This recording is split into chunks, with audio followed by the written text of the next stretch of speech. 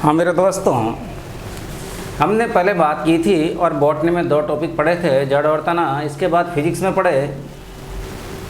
अब जैसी आप लोगों की डिमांड थी कि सर थोड़ी सी बायोलॉजी भी दिखा दें, तो मैं एक और टॉपिक की ओर लेकर चलता हूँ जिसे हम बचपन से सुनते आ रहे हैं, माइटोकॉन्ड्रिया। माइटोकॉन्ड्रिया समझने की पूरी कोशिश करना, क्योंकि हम बचपन से एक चीज़ पढ़ते आ रहे हैं कि माइटोकॉन्ड्रिया में कार्बनिक पदार्थों का ऑक्सीकरण होता है, जिसके फलस्वरूप काफ़ी मात्रा में ऊर्जा मुक्त होती है। इसलिए माइटोकॉन्ड्रिया को कोशिका का शक्ति गृह कहा जाता है। ये तो हम कक्षा 6 में ही पढ़ देते थे, लेकिन मैं कहना क्या चाह रहा हूँ उसे समझने की कोशिश कीजिएगा। दोस्तों, हम खाते क्या हैं, तो मेरी बात को समझना।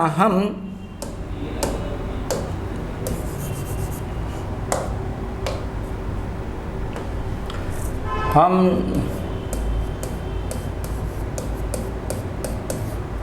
खाते क्या है, पहला विषय मेरा जो है वो ये है कि हम खाते क्या हैं। अब हम खाने में 3 चीज़ें खाते हैं। एक तो हम खाते हैं, तो सीधा सा आंसर है कि हम खाते क्या हैं। तो मैं यूँ कहूँ कि हम खाना खाते हैं। हम खाना खाते हैं। अब खाने में हम खाते क्या हैं, तो याद रखना, हम खाने में एक तो रोटी खाते हैं। रोटी बोले तो हम क्या खाते हैं,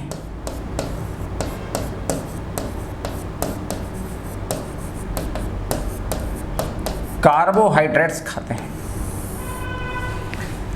रोटी में हम क्या खाते हैं, तो रोटी में हम कार्बोहाइड्रेट खाते हैं। हम चावल खाते हैं, तो चावल में भी क्या खाते हैं, कार्बोहाइड्रेट खाते हैं। दूसरा हम क्या खाते हैं, तो याद रखना, दूसरा हम दूध पीते हैं। दूध पीते हैं, तो दूध से हमें क्या मिलेगा, तो याद रखना, दूध से हमें मान लीजिए प्रोटीन मिलता है।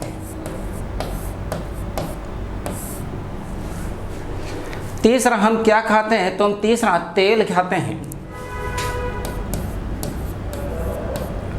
तेल से हमें क्या मिलेगी, वसा मिलेगी, लिपिड मिलेगी, फैट मिलेगी। क्या इन तीनों चीज़ों को खाने से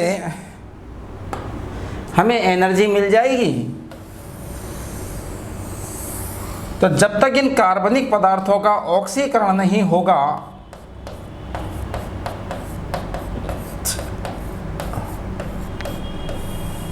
ऑक्सीकरण होगा,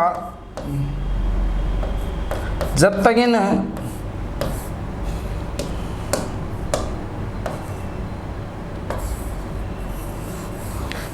इन कार्बनिक पदार्थों का ऑक्सीकरण नहीं होगा, तब तक हमें ऊर्जा नहीं मिलेगी। इसलिए इनका ऑक्सीकरण होना ज़रूरी होगा। और इनका जो ऑक्सीकरण का प्रोसेस है, उसी के लिए हम पढ़ रहे हैं माइटोकॉन्ड्रिया। माइटोकॉन्ड्रिया। अब बात करते हैं माइटोकॉन्ड्रिया।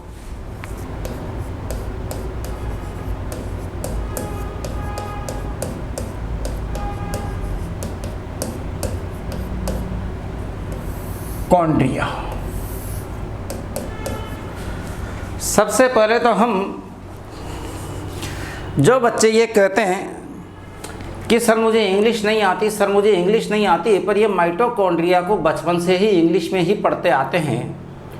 मतलब माइटोकॉन्ड्रिया जो है वो इंग्लिश का नाम है, तो इसको हिंदी में कहते क्या हैं, तो याद रखना, इसे हिंदी में कहते हैं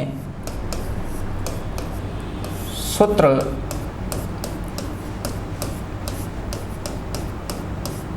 कणिका। तो माइटोकॉन्ड्रिया को हम किस नाम से जानते हैं, तो माइटोकॉन्ड्रिया को हम सूत्र कणिका कहते हैं। हमने क्या किया, हम बचपन से एक शब्द सुनते आ रहे हैं, माइटोकॉन्ड्रिया कोशिका में होता है, माइटोकॉन्ड्रिया कोशिका में होता है। हाँ भाई, कोशिका में होता है। मैंने कहा जब हम कार्बोहाइड्रेट, वसा और प्रोटीन खाएंगे तो हम पाचन में पढ़ेंगे कि इनका पाचन किस तरीके से होता है, हमें ऊर्जा कैसे मिलती है। लेकिन मैं माइटोकॉन्ड्रिया में बात करूँ कि इसे हम कोशिका का शक्ति गृह कहते हैं। तो शक्ति गृह कहने का कारण भी यही है क्योंकि हमें ऊर्जा देता है। अब माइटोकॉन्ड्रिया से क्या क्या प्रश्न आप लोगों से परीक्षाओं में पूछे गए हैं, उन्हें समझने की कोशिश करना। सबसे पहले माइटोकॉन्ड्रिया को देखा किसने, तो माइटोकॉन्ड्रिया को सबसे पहले देखा किसने, तो याद रखना कोहली ने। कोलिकर ने देखा। तो मेरा पहला प्रश्न ये हो जाता है कि माइटोकॉन्ड्रिया को सबसे पहले देखने वाला व्यक्ति कौन था। तो माइटोकॉन्ड्रिया को सबसे पहले देखने वाला जो व्यक्ति था उसका नाम था कोलिकर। यदि परीक्षा में प्रश्न आता है कि माइटोकॉन्ड्रिया को सबसे पहले किसने देखा, तो आप जवाब देना माइटोकॉन्ड्रिया को सबसे पहले कोलिकर ने देखा था। दूसरी अपन बात करें कि माइटोकॉन्ड्रिया की खोज किसने की, तो याद रखना माइटोकॉन्ड्रिया की खोज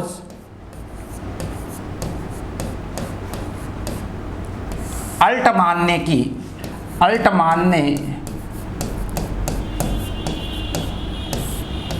खोज की। अभी भी परीक्षा में एक प्रश्न पूछा गया था कि माइटोकॉन्ड्रिया के खोजकर्ता कौन थे। तो माइटोकॉन्ड्रिया के खोजकर्ता कोलिकर नहीं थे, माइटोकॉन्ड्रिया के खोजकर्ता अल्टमान थे। तो याद रखना माइटोकॉन्ड्रिया की खोज किसने की, अल्टमान ने। एक चीज और याद रखना, इसका नाम माइटोकॉन्ड्रिया किसने दिया, तो इसका नाम माइटोकॉन्ड्रिया दिया सी बेंडा ने। बेंडा ने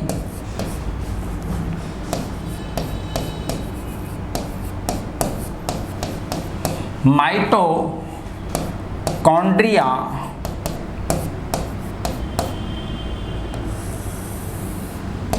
नाम दिया।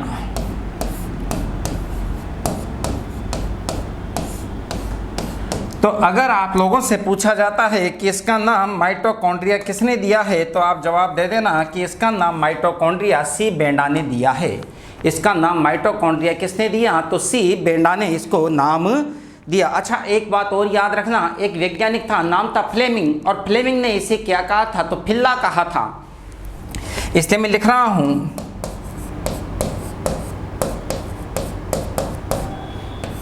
फ्लेमिंग ने इसे किसे, माइटोकॉन्ड्रिया को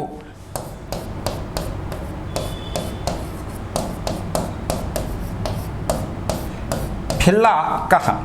तो दोबारा सुन लीजिएगा, अगर आपसे परीक्षा में प्रश्न पूछा जाता है माइटोकॉन्ड्रिया को सबसे पहले किसने देखा, तो आप जवाब दे देना माइटोकॉन्ड्रिया को सबसे पहले कोलिकर ने देखा। अगर आपसे प्रश्न पूछा जाता है कि इसकी खोज किसने की थी, तो याद रखना इसकी खोज अल्टमान ने की थी। अगर कोई तुमसे पूछता है इसका नाम माइटोकॉन्ड्रिया किसने दिया, तो इसका नाम माइटोकॉन्ड्रिया सी बेंडा ने दिया। और याद रखना इसे फिल्ला किसने कहा था, तो याद रखना इसे फिल्ला फ्लेमिंग ने कहा था। मान लीजिए परीक्षा में ऐसा प्रश्न आ जाए कि कोशिका का शक्ति ग्रह कहा जाता है, और कोशिका का शक्ति ग्रह कहा जाता है, तो हम पहले से रट के बैठे रहते हैं कि माइटोकॉन्ड्रिया को कहा जाता है। पर मान लीजिए उसने ऑप्शन में ऐसा रख दिया माइटोकॉन्ड्रिया को हटा करके फिल्ला, तो याद रखना माइटोकॉन्ड्रिया को ही फिल्ला कहा जाता है और माइटोकॉन्ड्रिया को ही सूत्रकणिका भी कहा जाता है। अब मैं बात करूं माइटोकॉन्ड्रिया को और किस किस नाम से जाना जाता है, तो थोड़ा सा समझने की कोशिश करना।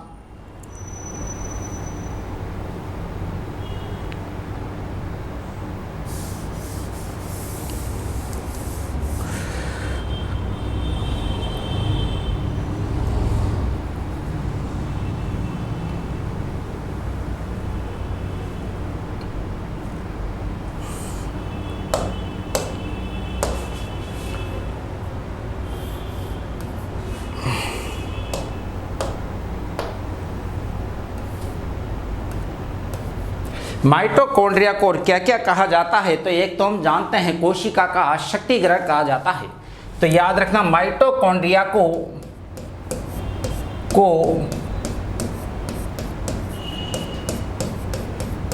कोशिका का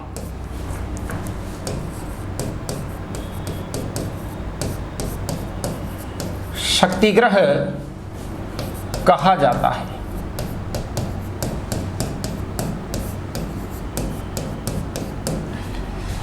माइटोकॉन्ड्रिया को कोशिका का शक्ति ग्रह भी कहा जाता है। इसीलिए हमने कहा भी था कि माइटोकॉन्ड्रिया क्यों कहा जाता है, तो मैं क्लियर कर दूं, क्योंकि माइटोकॉन्ड्रिया में कार्बनिक पदार्थों का ऑक्सीकरण होता है, जिसके फलस्वरूप काफ़ी मात्रा में ऊर्जा मुक्त होती है। इसलिए माइटोकॉन्ड्रिया को कोशिका का शक्ति ग्रह कहा जाता है। मैं लिख देता हूँ, कोशिका का शक्ति ग्रह कहा जाता है। क्यों कहा जाता है, क्योंकि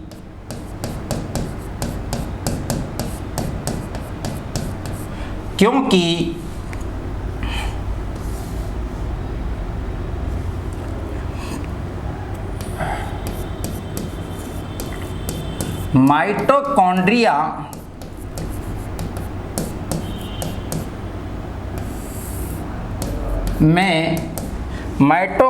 में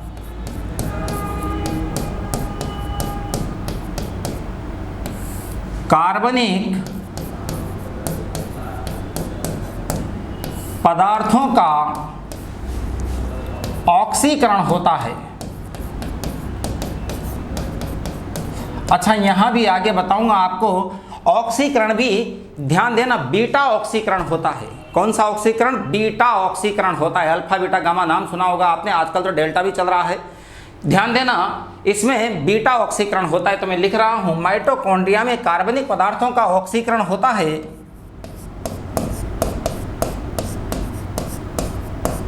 जिसके फलस्वरूप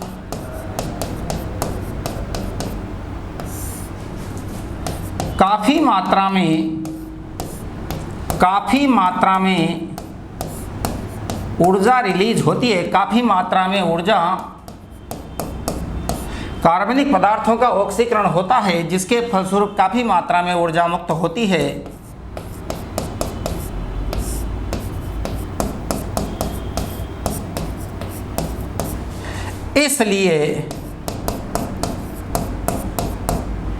इसलिए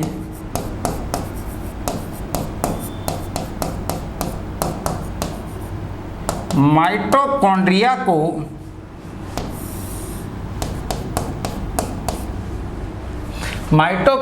को कोशिका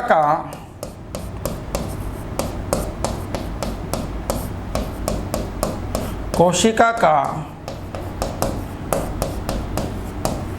शक्तिग्रह कहा जाता है। एक चीज और याद रखना,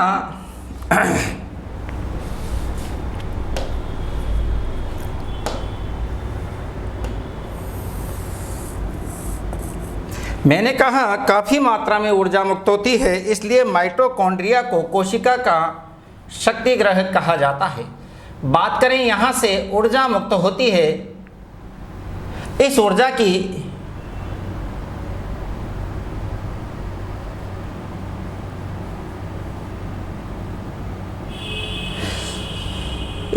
की बात करें तो ये ऊर्जा किस रूप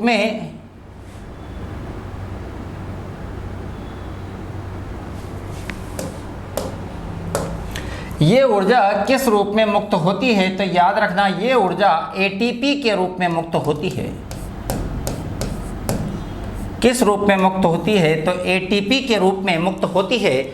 और एटीपी है क्या, तो ये भी याद रख लीजिएगा साथ के साथ। एटीपी का मतलब होता है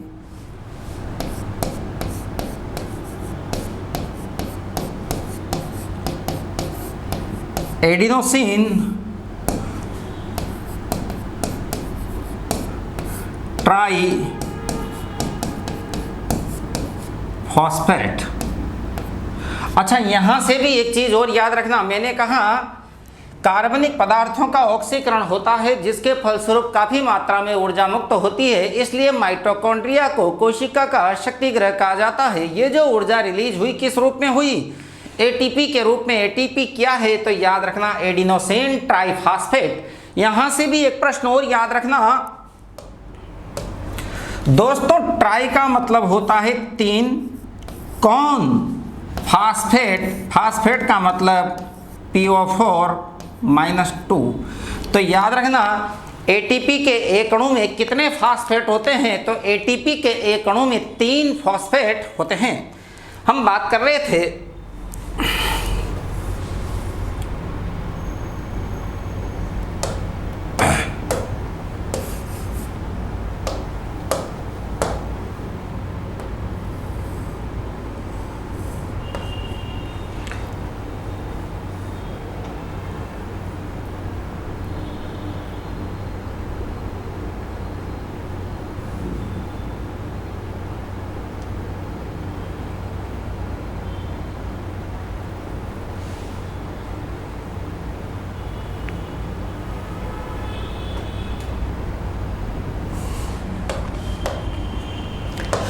हम बात कर रहे थे तो पहली चीज हमने कहा माइटोकॉन्ड्रिया को कोशिका का शक्तिगृह कहा जाता है।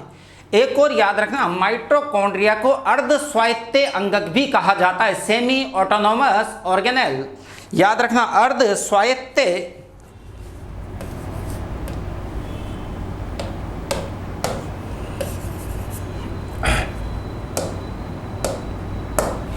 माइटोकॉन्ड्रिया को अर्ध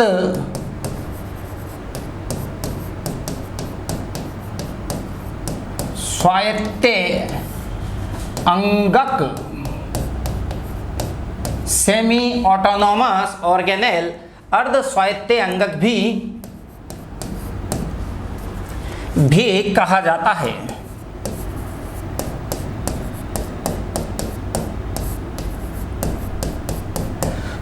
तो मान लीजिए परीक्षा में, क्योंकि माइटोकॉन्ड्रिया से लगभग प्रश्न पूछे जाते हैं, खोज किसने की, देखा किसने था, नाम किसने दिया, फिल्ला किसने कहा। तो कभी कभी परीक्षा का एक प्रश्न ये भी बन जाता है कि कोशिका का अर्ध स्वायत्त अंगक किसे कहा जाता है। तो कोशिका का अर्ध स्वायत्त अंगक भी माइटोकॉन्ड्रिया को ही कहा जाता है। एक और याद रखना, हम कोशिका पढ़ते हैं, आगे हम भी पढ़ेंगे, साइटोलॉजी में पूरी कोशिका ही पढ़ेंगे, ये तो केवल शुरू में आपको दिखाया जा रहा है। लेकिन एक क्वेश्चन आता है, कोशिका में कोशिका किसे कहा जाता है। तो याद रख लीजिएगा,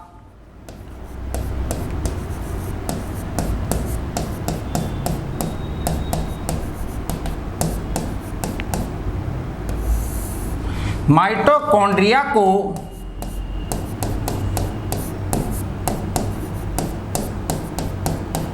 कोशिका में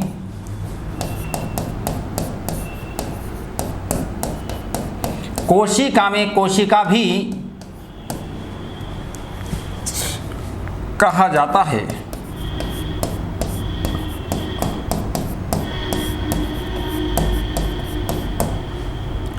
तो याद रखना, कोशिका में कोशिका किसे कहा जाता है। तो कोशिका में कोशिका भी माइटोकॉन्ड्रिया को ही कहा जाता है। याद रखना, कोशिका में कोशिका किसे कहा जाता है। तो माइटोकॉन्ड्रिया को कहा जाता है। कोशिका का शक्तिगृह किसे कहा जाता है। तो माइटोकॉन्ड्रिया को कहा जाता है। अर्ध स्वायत्त अंगक सेमी ऑटोनोमस ऑर्गेनेल किसे कहा जाता है। तो वह भी माइटोकॉन्ड्रिया को ही कहा जाता है। एक चीज और, इसे सार्कोसोम भी कहा जाता है।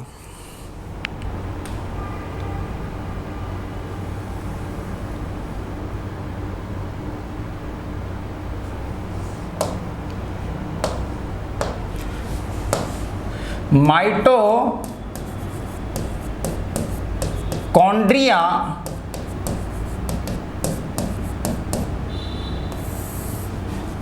को सार्कोसोम भी कहा जाता है,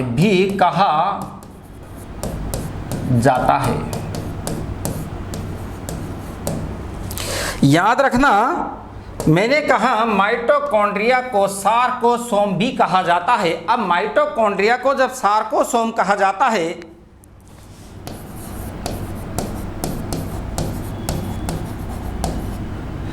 तो माइटोकॉन्ड्रिया को सार्कोसोम कहाँ कहा जाता है।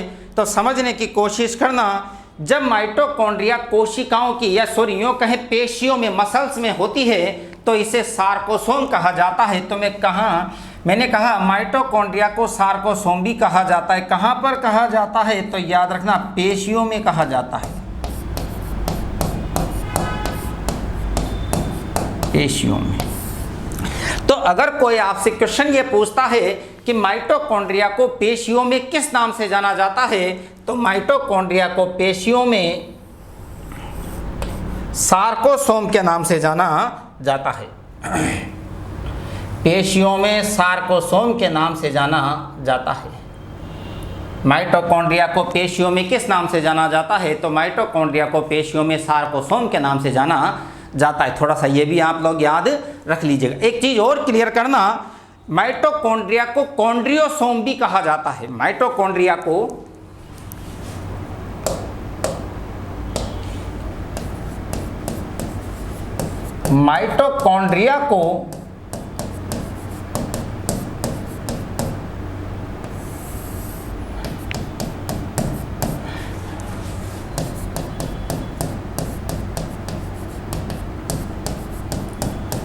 कॉन्ड्रियोसोम भी कहा जाता है।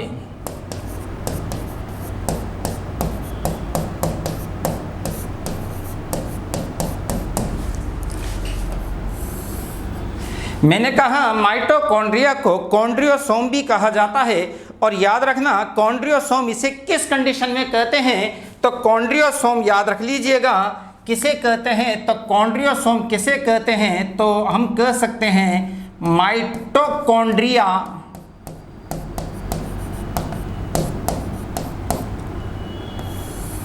माइटोकॉन्ड्रिया के समूह को।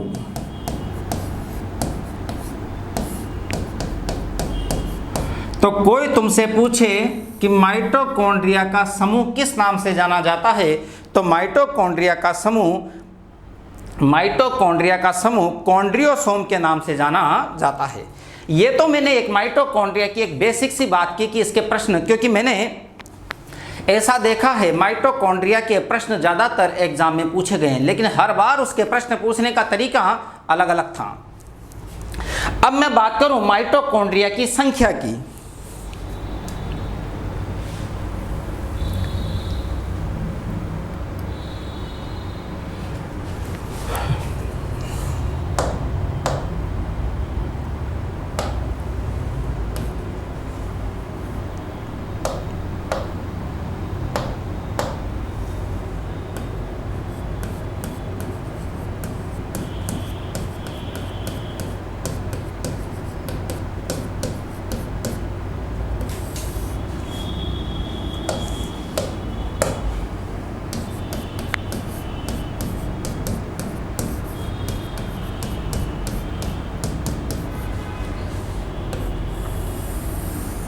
माइटोकॉन्ड्रिया की संख्या की बात करें तो याद रखना सामान्य संख्या जो इसकी होती है वो होती है 1000 से 1600 प्रति कोशिका। संख्या नंबर 1 में कह रहा हूं,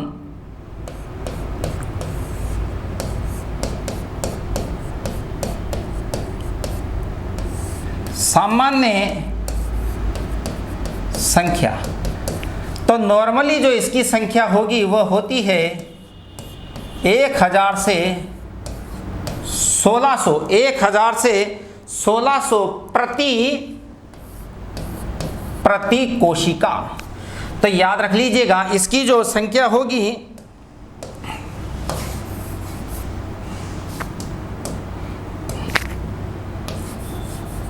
वो कितनी होगी, तो 1000 से 1600 प्रति कोशिका होती है। मतलब एक कोशिका में अब ध्यान देना, हमारे पूरे शरीर में 5000 अरब कोशिकाएं पाई जाती है और पूरे शरीर में 5000 अरब कोशिकाएं पाई जाती है। तो नॉर्मली एक कोशिका में माइटोकॉन्ड्रिया की संख्या कितनी होती है, तो 1000 से 1600 हो सकती है, याद रख लीजिएगा। दूसरी मैं बात करूं माइटोकॉन्ड्रिया की संख्या अधिकतम कितनी हो सकती है,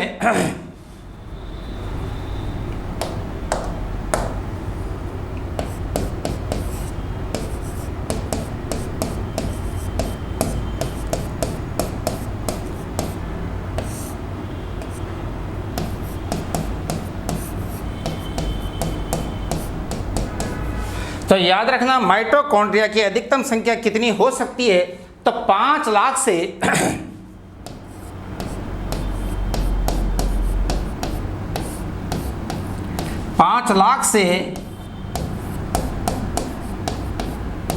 10 लाख प्रति सेल। मतलब एक कोशिका में कितनी हो सकती है, 5 लाख से 10 लाख हो सकती है। अधिकतम कितनी हो सकती है, तो याद रख लीजिएगा एक कोशिका में 5 लाख से 10 लाख तक भी माइटोकॉन्ड्रिया हो सकते हैं। लेकिन ऐसा किसमें देखने को मिला है,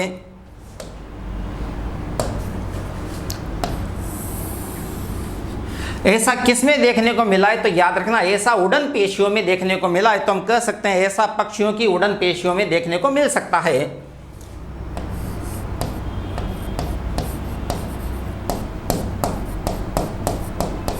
पक्षियों की उड़न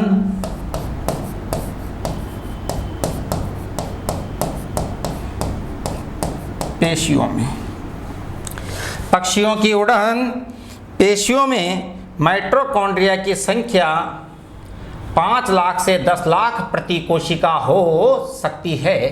तो कोई तुमसे पूछे कि सर्वाधिक माइटोकॉन्ड्रिया कहाँ देखने को मिलेंगे? तो कीट पतंगों की और पक्षियों की उड़न पेशियों में देखने को मिल जाएंगे। एक और मैं बात करूं, एक अमीबा होता है,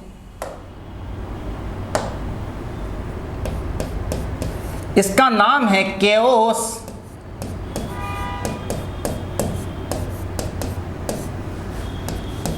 केओस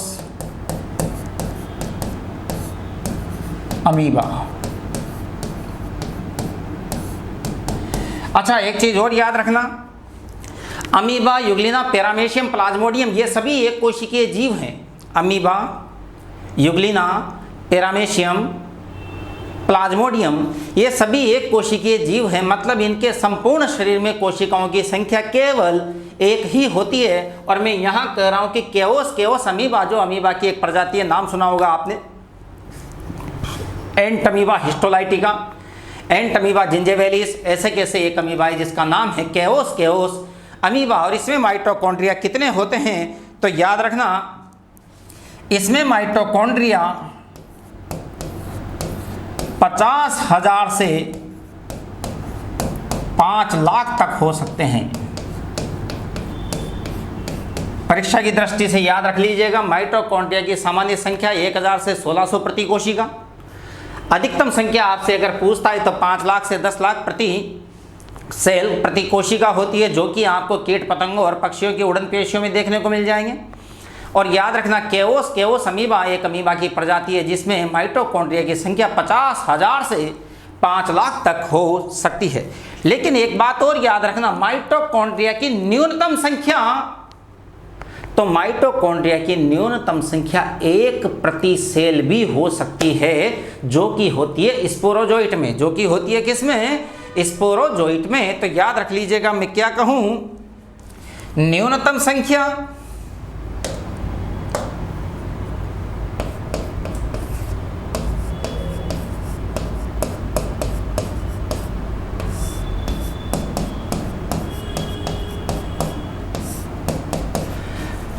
और न्यूनतम संख्या कितनी हो सकती? 1 प्रति सेल। और 1 प्रति सेल किसमें होती है? तो थोड़ा सा याद रख लीजिएगा, ये होती है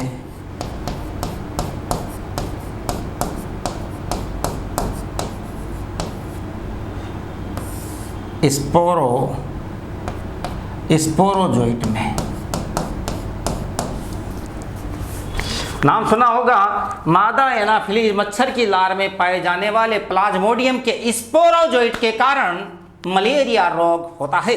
वह स्पोरोजोइट जो है, जिसकी एक कोशिका में माइटोकॉन्ड्रिया की संख्या कितनी होगी? तो एक कोशिका में माइटोकॉन्ड्रिया की संख्या 1 ही होगी। तो इस तरीके से मैंने बात की कि संख्या कितनी कितनी हो सकती है। तो सामान्य संख्या मैंने कहा 1000 से 1600 प्रति कोशिका हो सकती है। अधिकतम संख्या 5 लाख से 10 लाख प्रति सेल हो सकती है। और न्यूनतम संख्या 1 भी हो सकती है। अब मैं बात करूं, माइटोकॉन्ड्रिया होता कैसा है?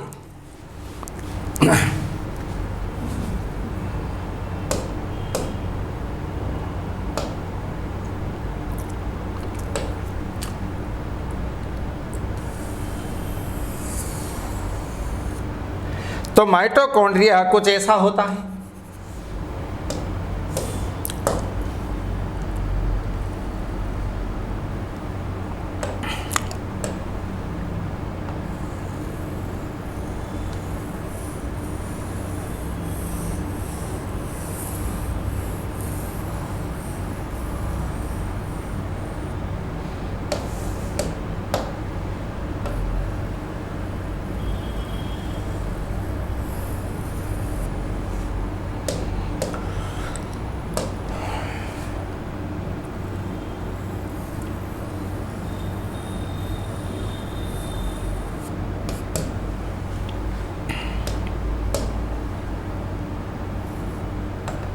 माइटोकॉन्ड्रिया कुछ ऐसा होता है। अब माइटोकॉन्ड्रिया मैंने कहा अगर ऐसा होता है तो मैं ये कह सकता हूँ ये कितनी झिल्लियों से घिरा हुआ है, तो मैं कह सकता हूँ ये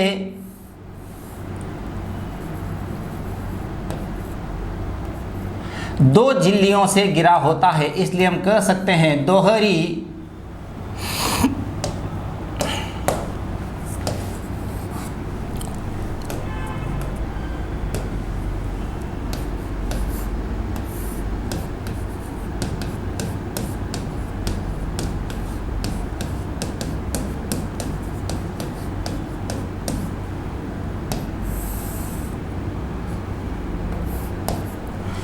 मैंने कहा माइटोकॉन्ड्रिया जो होता है वो कितनी झिल्लियों से घिरा होता है, तो माइटोकॉन्ड्रिया 2 झिल्लियों से घिरा होता है।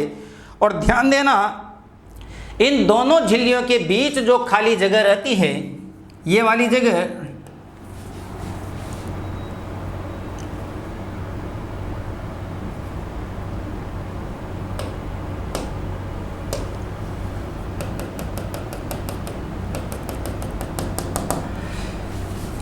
ये जो खाली जगह है इसे कहते हैं अवकाश।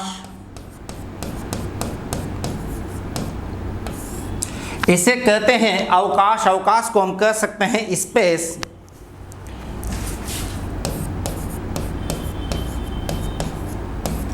इसे हम कह सकते हैं स्पेस, और इस स्पेस का नाम है पेरी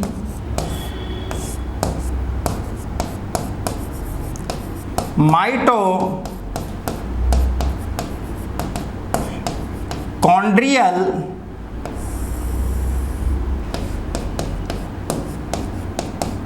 स्पेस। याद रखना जो माइटोकॉन्ड्रिया 2 झिल्लियों से घिरा होता है, उन दोनों झिल्लियों के बीच की खाली जगह को, अवकाश को, स्पेस को किस नाम से जाना जाता है, तो उसे पेरी माइटोकॉन्ड्रियल स्पेस के नाम से जाना जाता है। और याद रख लीजिएगा इस पेरी माइटोकॉन्ड्रियल स्पेस के अंदर जो भरा रहता है, मैंने कहा माइटोकॉन्ड्रिया 2 झिल्लियों से घिरा होता है। इन दोनों झिल्लियों के बीच में एक अवकाश खाली जगह होती है, स्पेस होता है, जिसे पेरी माइटोकॉन्ड्रियल स्पेस कहा जाता है। और इस पेरी माइटोकॉन्ड्रियल स्पेस में याद रखना एसिटाइल कोएंजाइम भरा रहता है। क्या भरा रहता है स्पेस में?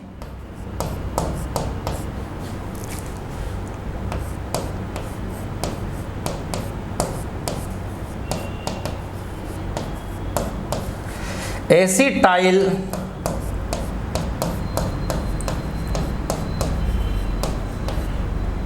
कोएंजाइम भरा है। इन दोनों झिल्लियों के बीच की खाली जगह में क्या भरा रहता है, तो याद रखना इन दोनों झिल्लियों के बीच की खाली जगह में एसिटाइल कोएंजाइम भरा रहता है। और याद रख लीजिएगा ये एसिटाइल कोएंजाइम जो भरा रहता है,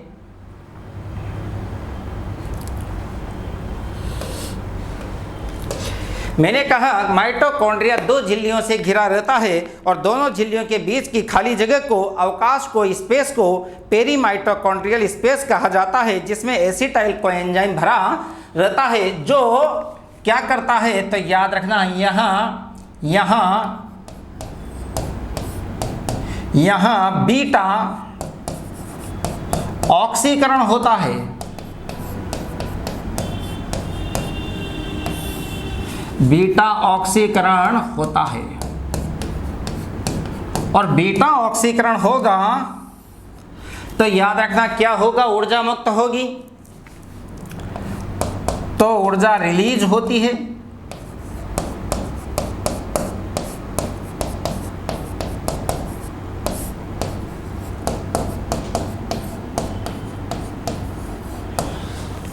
मैंने कहा तो क्या होगा, ऊर्जा मुक्त होती है। और मैं आपसे कह चुका ये ऊर्जा किस रूप में होगी, तो ये ऊर्जा आपको मिलेगी एटीपी के रूप में, एडिनोसिन ट्राइफॉस्फेट के रूप में, एटीपी के रूप में, एडिनोसिन ट्राइफॉस्फेट के रूप में। इसीलिए ऊर्जा मुक्त होती है। इसलिए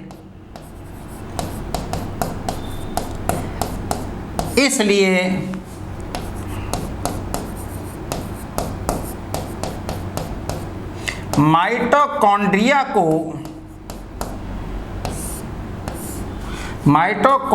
को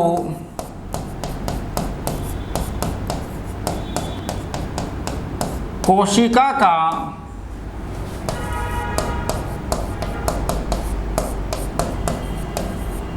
शक्तिग्रह कहा जाता है। इसलिए मैंने कहा माइटोकॉन्ड्रिया दो झिल्लियों से घिरा होता है। कितनी झिल्लियों से? तो दो झिल्लियों से घिरा होता है। दोनों झिल्लियों के बीच में जो खाली जगह अवकाश स्पेस होता है उसे पेरी माइटोकॉन्ड्रियल स्पेस कहा जाता है। और इस पेरी माइटोकॉन्ड्रियल स्पेस में एसिटाइल को एंजाइम भरा रहता है जो कार्बनिक पदार्थों का ऑक्सीकरण करता है, जिससे काफ़ी मात्रा में ऊर्जा रिलीज होती है। इसलिए माइटोकॉन्ड्रिया को कोशिका का शक्तिग्रह कहा जाता है। एक चीज़ और क्लियर कर लीजिएगा, साथ के साथ क्या मैं कहना चाह रहा हूं उसे समझने की कोशिश करना। इसकी जो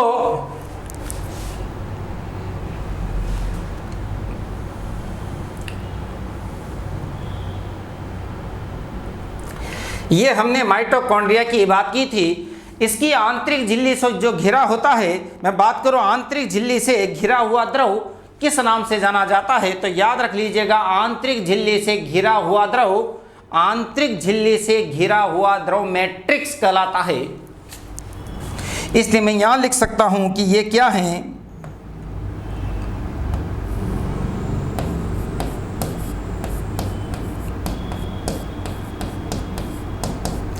ये है मैट्रिक्स। और मैट्रिक्स क्या है तो अपन लिख देते हैं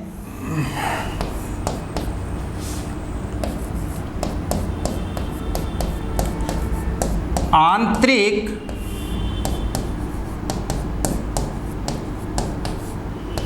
झिल्ली से घिरा द्रव। तो याद रखना, आंतरिक झिल्ली से घिरा हुआ द्रव किस नाम से जाना जाता है? तो आंतरिक झिल्ली से घिरा हुआ द्रव मैट्रिक्स के नाम से जाना जाता है। एक चीज और क्लियर कर लें अपन साथ के साथ, इस माइटोकॉन्ड्रिया में जो आपको अंगुली के समान संरचनाएं नजर आ रही है, इस अंगुली के समान जो संरचनाएं नजर आती है उन्हें किस्ट्री कहा जाता है। ये जो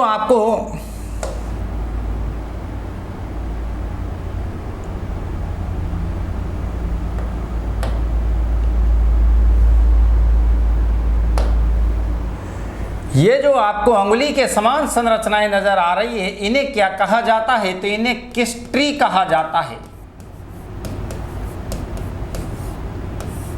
इन्हें क्या कहा जाता है? तो माइटोकॉन्ड्रिया में अंगुली के समान जो मुड़ी हुई संरचनाएं होती है उन्हें किस्ट्री के नाम से जाना जाता है। अच्छा, एक बात और याद रखना, इस किस्ट्री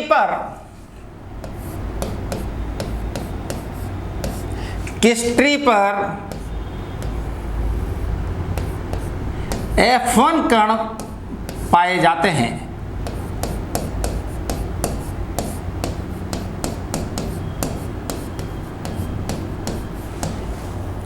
तो कोई तुमसे पूछ ले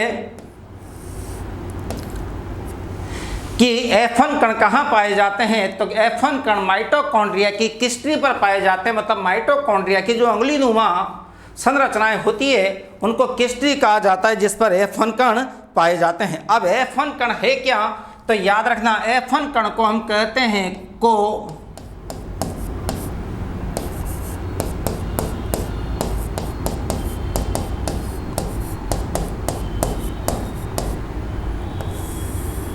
ऑक्सीसोम कहते हैं।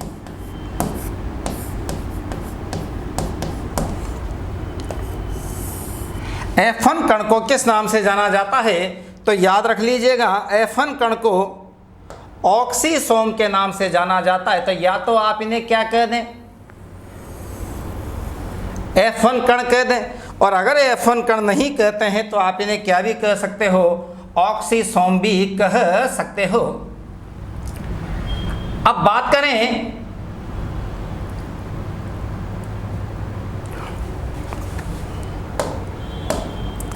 कि F1 कण है क्या मेरे दोस्तों?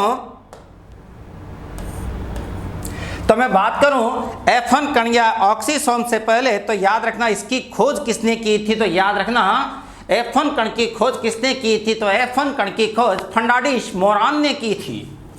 तो F1 कण की खोज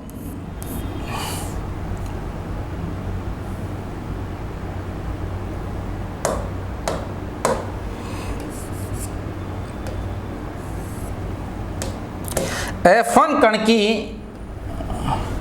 खोज किसने की? तो F1 कण की खोज किसने की? तो याद रख लीजिएगा F1 कण की खोज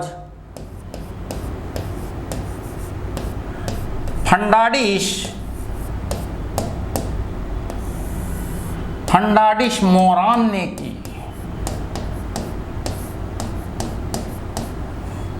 तो कोई तुमसे अगर पूछता है कि F1 कण की खोज किसने की थी, तो F1 कण की खोज फर्नांडिस मोरान ने की थी। अच्छा, कोई अगर तुमसे ये पूछ लेता है कि इनकी संख्या कितनी होती है, इनकी संख्या कितनी होती है,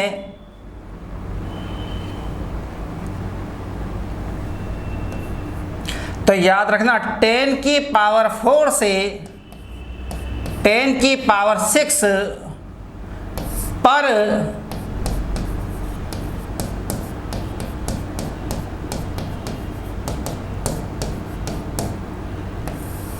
माइटोकॉन्ड्रिया। अगर कोई तुमसे पूछता है कि F1 कण की संख्या कितनी होती है, तो आप बता दीजिएगा 10 की पावर 4 से 10 की पावर 6 पर माइटोकॉन्ड्रिया इनकी संख्या होती है। अगर कोई तुमसे पूछे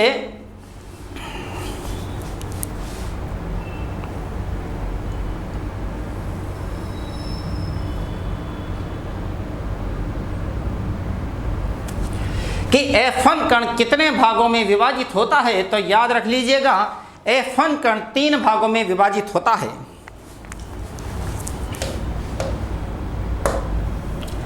F1 कण के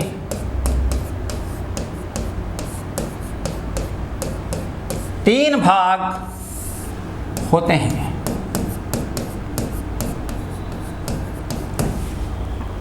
मैंने कहा F1 कण के कितने भाग होते हैं, तो आप बता दीजिएगा कि F1 कण के 3 भाग होते हैं। अब याद रखना इसके जो 3 भाग होते हैं वो किस तरीके से होते हैं, तो समझने की कोशिश करना।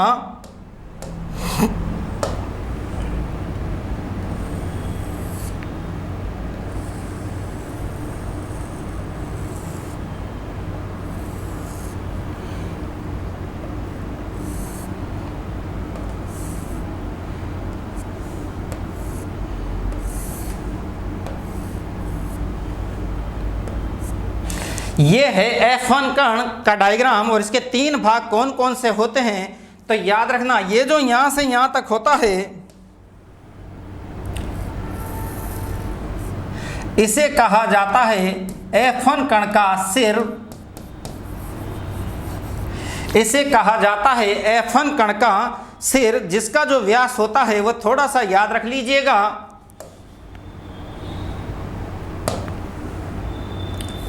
कभी आ जाए तो याद रखना इसका जो व्यास होगा वो होता है 100 एंगस्ट्रम। 100 एंगस्ट्रम याद रख लीजिएगा। दूसरा जो इसका भाग होता है उसे कहते हैं स्टाल।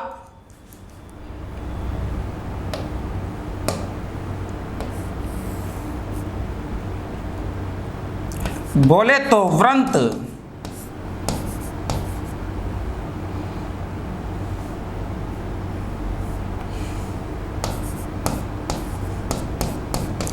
स्टाल। दूसरा जो इसका भाग होता है ये होता है स्टाल। और याद रख लीजिएगा इसकी ऊंचाई कितनी होती है, तो इसकी ऊंचाई जो है वो होती है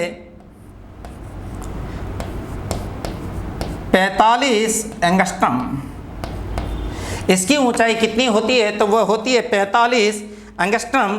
और तीसरा याद रख लीजिएगा इसका जो भाग होता है इसे कहते हैं आधार।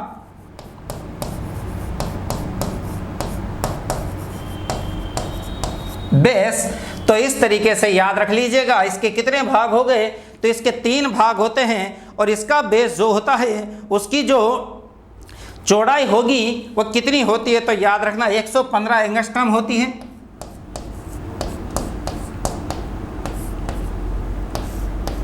एक 115 एंगस्ट्रम होती है और ध्यान रखना इसकी जो ऊंचाई होती है वह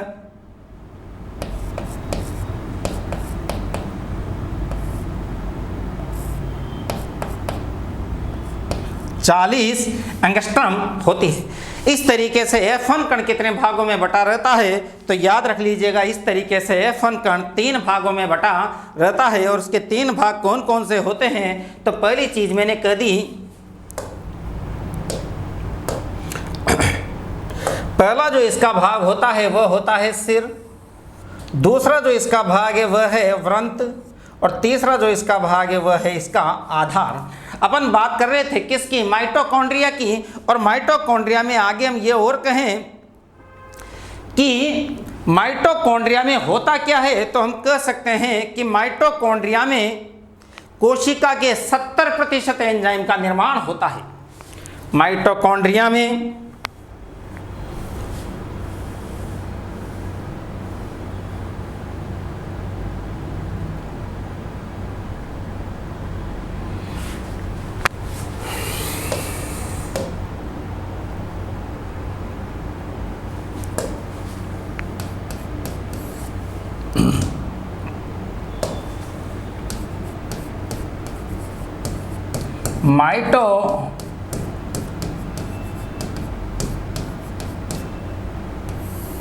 माइटोकॉन्ड्रिया में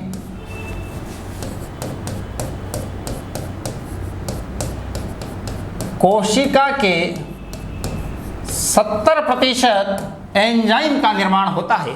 मैंने कहा माइटोकॉन्ड्रिया में कोशिका के 70% एंजाइम का 70% एंजाइम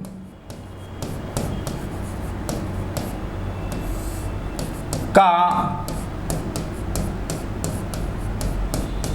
निर्माण होता है। तो याद रखना अगर कोई तुमसे पूछता है कि कोशिका के 70% एंजाइम कहाँ बनते हैं, तो कोशिका के 70% एंजाइम का जो निर्माण है वो माइटोकॉन्ड्रिया में ही होता है। अच्छा, एक चीज और याद रखना, माइटोकॉन्ड्रिया का रंग कैसा होता है? तो माइटोकॉन्ड्रिया का रंग पीले रंग का होता है।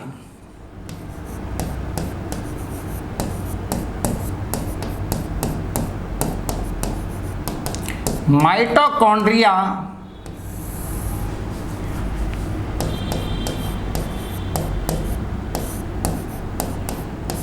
पीले रंग का होता है। समस्या ये नहीं है मेरे दोस्तों कि माइटोकॉन्ड्रिया कौन से कलर का होता है, तो हमने कह दिया कि माइटोकॉन्ड्रिया पीले रंग का होता है। लेकिन पीले रंग का अगर कोई तुमसे पूछे पीले रंग का कारण कि माइटोकॉन्ड्रिया पीले रंग का ही क्यों होता है, तो याद रखना माइटोकॉन्ड्रिया में राइबोफ्लेविन पाया जाता है और राइबोफ्लेविन के कारण इसका कलर जो है पीला हो जाता है। तो हम किसके कारण कह सकते हैं?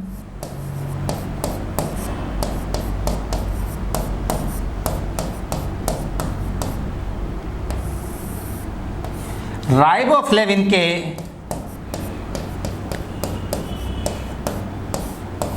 कारण। तो कोई तुमसे पूछे माइटोकॉन्ड्रिया के पीले रंग का मुख्य कारण क्या है, तो माइटोकॉन्ड्रिया के पीले रंग का जो मुख्य कारण है वह है राइबोफ्लेविन। याद रख लीजिएगा, राइबोफ्लेविन के कारण माइटोकॉन्ड्रिया कौन से रंग का हो जाता है, तो राइबोफ्लेविन के कारण माइटोकॉन्ड्रिया पीले रंग का हो जाता है। मुझे नहीं लगता दोस्तों कि यहाँ तक तुम्हें माइटोकॉन्ड्रिया में कोई प्रॉब्लम होगी और कुछ ही क्षणों में जब माइटोकॉन्ड्रिया कंप्लीट हो जाएगा इसके बाद आपको ये लगेगा कि माइटोकॉन्ड्रिया में से ऐसा कौन सा क्वेश्चन था जो तुम्हें नहीं आता हो। अब माइटोकॉन्ड्रिया को किस किस नाम से जाना जाता है, या यूँ कहें माइटोकॉन्ड्रिया के कार्य क्या हैं? माइटोकॉन्ड्रिया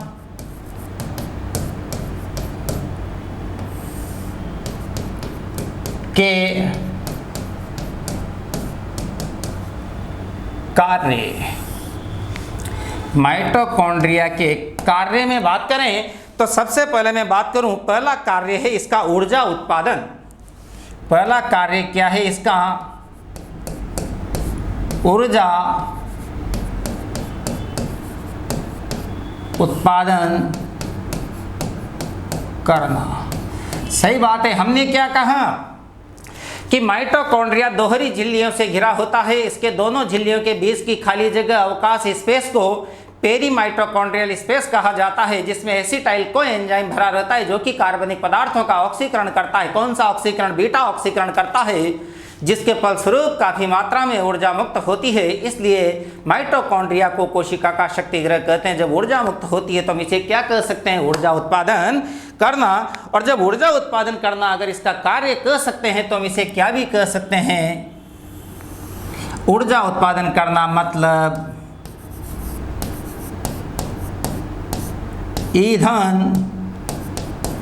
ईंधन की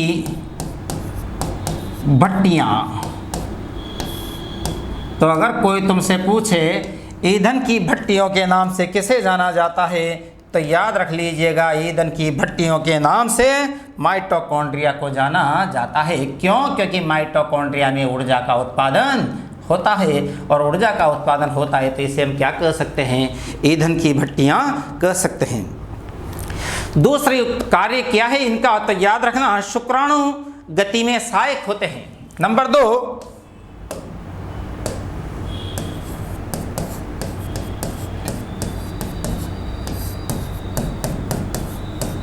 शुक्राणु गति में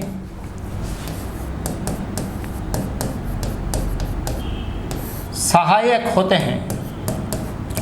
क्यों होते हैं? सही बात है। शुक्राणु कब गति करेंगे? तो याद रखना, जब उन्हें ऊर्जा मिलेगी। ऊर्जा कहाँ से मिल रही है? तो माइटोकॉन्ड्रिया से मिल रही है। और एक चीज और याद रखना, क्रेब्स चक्र का स्थल भी किसे कहा जाता है? तो क्रेब्स चक्र का स्थल भी माइटोकॉन्ड्रिया को ही कहा जाता है। क्रेब्स चक्र का स्थल भी किसे कहा जाता है? तो ये कार्य भी कौन करता है? माइटोकॉन्ड्रिया ही करता है, क्रेब्स चक्र का स्थल। और याद रखना, क्रेब्स चक्र का स्थल बोलो या यूं कह सकते हैं अपन श्वसन क्रिया में सहायक, क्योंकि क्रेब्स चक्र का संबंध किससे है? रेस्पिरेशन से। इसलिए हम कह सकते हैं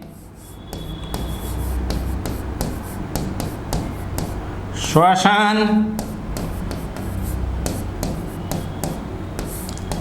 क्रिया में